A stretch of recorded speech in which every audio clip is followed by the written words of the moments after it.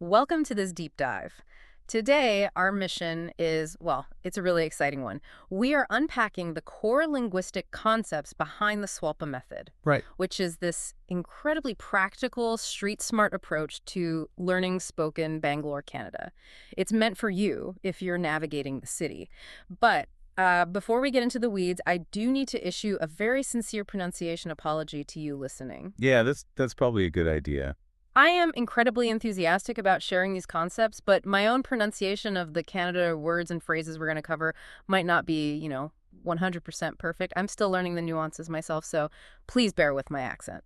And honestly, effort and practical application out on the streets are really what matter most anyway. Exactly. So let's just jump right into the meat of the content. We don't want to sit here and be self-congratulatory about the guide we put together. Our goal today is just to share the fascinating linguistic mechanics inside it. Because it really is mind-blowing. It is. We realized early on that learning spoken Kannada doesn't have to be this intimidating process of memorizing a new script from scratch. It's actually incredibly accessible once you understand how the language is built. I found that realization so liberating. We like to think of Canada as a linguistic layer cake. The layer cake, yeah. Because of millennia of history, the vocabulary isn't just one monolith. It's built in these very distinct historical layers. And the incredible thing for you listening is, if you speak almost any other Indian language, you already have a massive head start. You aren't starting from zero. Not at all. So how does that bottom layer of the cake actually break down? Well, picture the foundation going back about 2.5 millennia. The absolute bottom layer of this cake is Proto-Dravidian. Okay. This is when the southern branch of languages split, making Kannada and Tamil sister languages. Kannada retained this very earthy core vocabulary for fundamental human experiences. Things like nature and family. Exactly. Nature, kinship, body parts. Knowing even a few words in Tamil, Malayalam, or Telugu instantly gives you a 30 to 40% head start on this foundational layer. Which is huge. And I noticed in our research notes something about milk and villages sounding completely different 1,000 years ago. What was the great shift that happened there? Oh, that is one of the most fascinating phonetic evolutions in the region. Around the 10th century, there was a widespread linguistic shift where the initial P sound in Old Kannada softened into an H sound. But the P is still preserved in modern Tamil, right? Yes, exactly. Yeah. So the ancient word for milk, palal, softened and became halu in modern Kannada. Wow. And the word for village, pali, transformed into holly. Recognizing that consistent pattern is like having a decoder ring for ancient South Indian vocabulary. Seeing language evolve like a living fossil is just incredibly cool. So that's the Dravidian foundation, but there's a second layer sitting right on top of it, which is the intellectual superstructure, Sanskrit. Right. For over 1,500 years, early Kannada royalty and scholars deliberately blended Sanskrit words into Old Kannada. To express higher level stuff. Precisely. High-level philosophical, scientific, and abstract concepts. Because of that heavy integration, if you speak an Indo-Aryan language like Hindi, Marathi, or Bengali, you already possess a vast library of abstract Kannada words. Like the word for happiness. Right, santosha. You don't have to learn it, you just have to recognize it. Which brings us to a layer that honestly surprised me the most when we were mapping this out. There is a whole administrative layer built on Perso-Arabic roots. Yes. How did those words become so deeply embedded in South India? You have to consider the vast administrative networks of the Deccan Sultanates, and later the Kingdom of Mysore under rulers like Tipu Sultan. Oh, of course. For centuries, Persian and later Urdu were the languages of the royal courts, the revenue systems, and the law. When administrators wrote in and set up these systems, their vocabulary became the permanent legal reality. So words you might think are just Hindi are actually Kannada now. Everyday Kannada. The word for office is kachri. The word for ready is tayaro. They survived centuries of regime changes. I can imagine that is such a relief when you're standing in a government building trying to get paperwork done. Oh, absolutely. And finally, sitting right on top of this cake is the modern layer, driven by the British colonial legacy and today's tech boom. English. I know there's a specific phonetic trick to making English words sound natural in Canada. The modern hack. Yes. What is the hack we found for that? Kannada is structurally incredibly friendly to English loanwords. To make an English noun fit the natural phonetic rhythm of the language, you generally just add a U sound to the end of the word. Just a U. It's seamless. Bus becomes bus U. Hospital becomes hospital U. Ticket becomes Ticket you. Ticket you. That's so easy. It prevents the word from ending on a hard consonant, which feels abrupt in Canada. Vocabulary is a great toolkit, but it's just the fuel. You need an engine to actually drive those words, which brings us to grammar. We focus heavily on a concept we call the grammar bridge. There's a specific way of expressing feelings or needs that completely flips how English speakers construct sentences. Can you walk us through the dative subject pattern? Yeah, this is key. English centers the self in almost every interaction. You say, I am hungry or I am angry, taking direct ownership of the state. Like it's part of your identity in that moment? Exactly. But Kannada logic, which mirrors Hindi and many other Indian languages, treats you as a vessel experiencing a condition. The structural mindset is essentially, to me, hunger is happening. The feeling is an external force acting upon you. Exactly. If you know Hindi, this maps perfectly for you. Instead of saying main bu kahun for I am hungry, you say Mujhe bhukh lagi hai. To me, hunger is felt. Yep. Mujhe maps directly to the Kannada word nanaj. So Mujhe bhukh lagi hai becomes nanaj hasivu achtid. It's a one-to-one translation structurally. But even if you only speak English and don't know Hindi, just adopting this happening to me mindset will save you hours of trying to force rigid English grammar onto a fluid Indian language. The philosophical shift is required just as much as a grammatical one. And speaking of how the language is built, we have to look at how Kannada constructs its sentences on a physical level through a process called agglutination. Agglutination. Right. Hindi uses separate postpositions. For in the house, you have the noun gar and the separate word mine, gar main. Kannada, being an agglutinative language, glues these meanings directly onto the end of the noun as suffixes. It's like snapping Lego bricks together. That's a great way to picture it. You start with your base brick, the noun, the word for house is main. Then you take the suffix for in, which is ali, and you just snap it onto the ends. Mane plus ali becomes maniali. It becomes one fluid, rhythmic word, maniali. Once your brain gets used to looking for those suffixes at the end of words rather than searching for separate prepositions, listening to native speakers becomes significantly easier to decode. Knowing the historical vocabulary and the grammar engine is great for a classroom, but if you are trying to navigate a crowded market in Malleshwaram, you need practical street survival tools. You really do. Setting boundaries seems to be the most critical skill for a newcomer.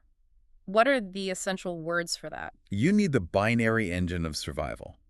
Beku and beta. Beku and beta. Beku translates to want or need. Beta is the absolute opposite. Don't want or don't need. So simple. Very.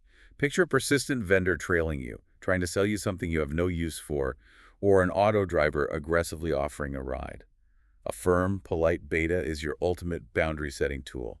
It leaves no room for negotiation. Just no, don't want it. Beta. But sometimes the issue isn't what you want, it's about what actually exists or what you understand. How do you quickly manage a situation where you're totally lost? Establishing reality quickly saves everyone time, which is why ila and gathia are your next tier of survival words. Ila. Ila establishes non-existence. It means no or not here.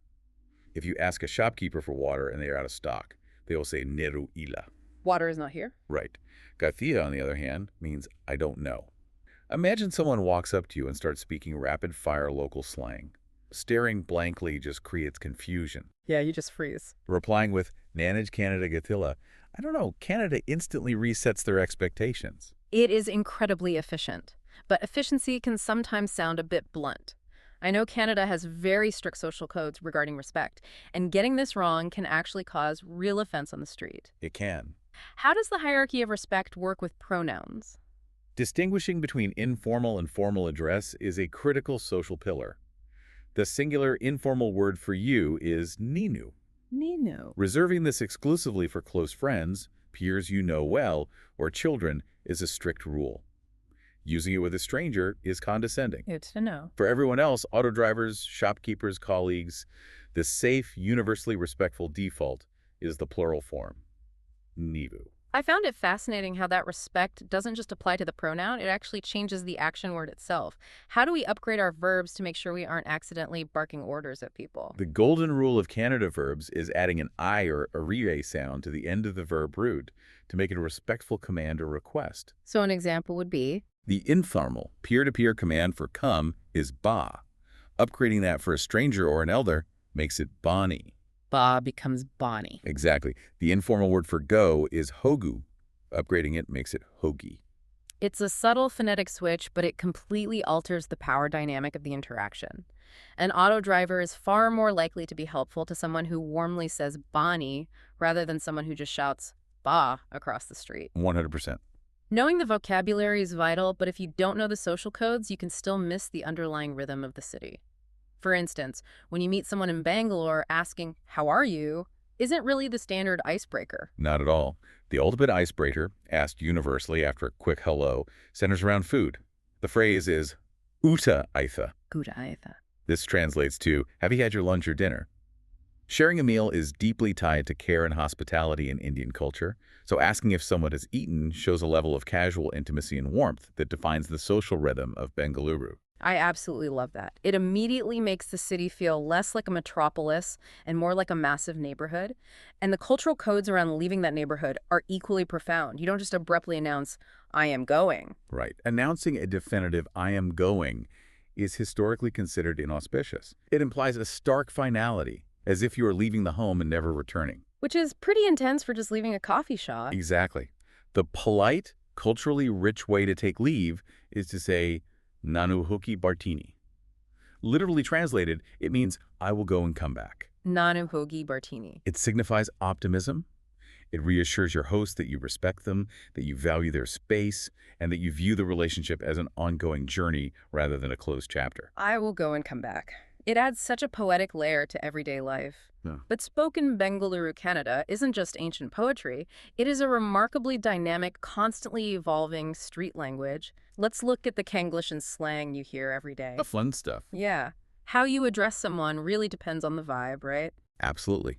Navigating peer groups versus service interactions requires completely different slang. Mm. For your close circle, the universal terms of endearment are maga or macha, roughly translating to brother or dude. Acha. Macha is actually a Tamil loan word that has become absolutely ubiquitous in Bangalore slang.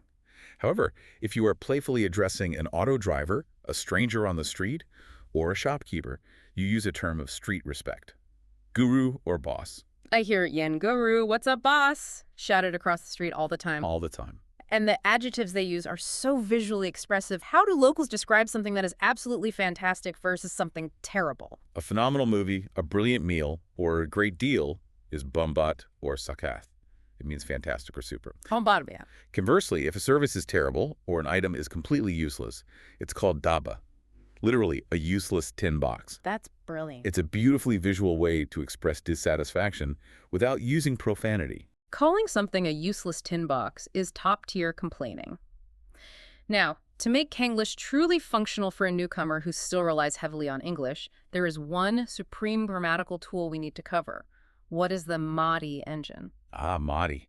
Mahdi is the respectful imperative form of the verb to do. Yeah. In Bangalore, you can make almost any English action word function perfectly in a Kannada sentence simply by tacking Mahdi onto the end of it. Like a universal adapter. Exactly. Google Pay Mahdi translates to please do a Google Pay. Clean Mahdi means please do the cleaning. It allows you to mix English into everyday local conversation smoothly and respectfully. So let's take all of this, the respect hierarchy, the boundary-setting binary engine, the Kanglish, and put it into a real daily commute scenario. Let's do it. If you live in Bangalore, negotiating with auto rickshaws is an unavoidable ritual. What is the baseline protocol for getting a ride without getting scammed? Practicality meets everything we've discussed right at the auto stand. The cardinal rule is to establish the destination and the rate before you ever step foot inside the vehicle. The phrase you need is meter hockey, Meter hockey. which means put the meter down. Notice you are using that respectful I ending on the verb haku to put. You are commanding, but with respect. Okay, picture it. It's raining, you're tired, and the driver immediately demands a 1.5x surge charge. This is where you deploy your boundary setting tool, right? You just confidently say, 1.5 beta, I don't want the 1.5 charge. Exactly the right application. Once you negotiate the fare and you are moving, you need directional vocabulary to guide them. Right. Nera means straight. Etigate is the left side. Yeah. Delegate is the right side. You combine these with your respectful verbs. Nera hogi, please go straight. Etigate sagally, please take a left. Sitting in the back seat, staring at the little blue dot on your map app, but confidently calling out Narahogi makes you sound like a seasoned local. It really does. And it's not just autos. You also have to manage the army of delivery apps. Swiggy, Zomato, Amazon, that basically run the city's logistics. Right. Delivery partners often navigate by local landmarks and verbal confirmation over the phone, rather than trusting a slightly off GPS pin. Which happens a lot? All the time. Yeah. Two phrases will save you a tremendous amount of headache here.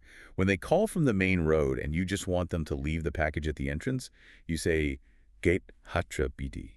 Gate Hatra BD. BD means leave or let go. And when you are standing on your balcony trying to spot them, and they are asking which cross street you are on, you can bypass the confusion about saying, location Calcedini, I have sent the location. It's a quick, respectful way to pivot them back to WhatsApp or the app map. Underneath all of these logistics, through all the haggling at the auto stand, the delivery confusion, and the crowded markets, there is one overriding philosophy that ties the entire city together. The absolute cultural cornerstone of Bangalore. Encapsulated in 3 simple words. Swalpa adjustmati. Swalpa adjustmati.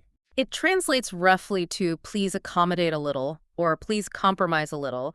You hear it everywhere, in almost every context imaginable. It serves as a societal pressure valve. Yeah. If you need an auto driver to accept 10 rupees less because you don't have exact change, or if you are asking someone to shift slightly so you can squeeze onto a jam-packed BMTC bus. Or if a local mechanic is quoting a slightly high price for a repair. Yes, Swalpa adjustmati is how you diffuse the tension. It's a polite request that appeals to a shared sense of cooperation, rather than sparking a rigid conflict. It's the magic password that greases the wheels of the entire city. So, what does this all mean for you as you dive into the Swalpa method concepts? It means that mastering Bangalore Kannada is absolutely not about textbook perfection. Not at all. It is not about sitting in a room memorizing complex grammar tables before you ever dare to speak a word. True fluency here is about understanding those deep historical layers so you can recognize the massive vocabulary you already possess. It's about showing fundamental structural respect through your verb endings. And above all, it's about plugging into the city's unique syncretic rhythm, shamelessly mixing in English with the Marathi engine, adopting the polite boundaries, and keeping interactions smooth. You're learning the social code of a massive dynamic metropolis, not just passing a language exam. And that brings us to the end of our deep dive into these linguistic mechanics. But before we wrap up today's exploration, we want to leave you with a final, broader thought to mull over. Right. Think deeply about the underlying sociology of that final phrase we discussed. Swalpa adjustmati. Beyond just being a polite everyday request for physical space on a bus or a slight discount at a market, consider how this exact mindset might be the secret to the city's survival. It's a really interesting point. Bangalore transformed from a quiet pensioner's paradise into a massive, thriving IT melting pot of over 13 million people, bringing together countless different cultures, languages, and demands. The friction of that growth should have torn it apart. Exactly. Consider how the willingness of locals to constantly adjust, to compromise, and to accommodate might be the very engine that keeps this metropolis running.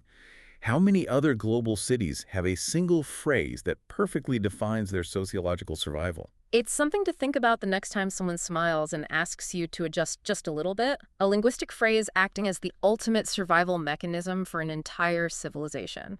Keep practicing those concepts, don't be afraid to make mistakes on the street, and we'll catch you on the next deep dive.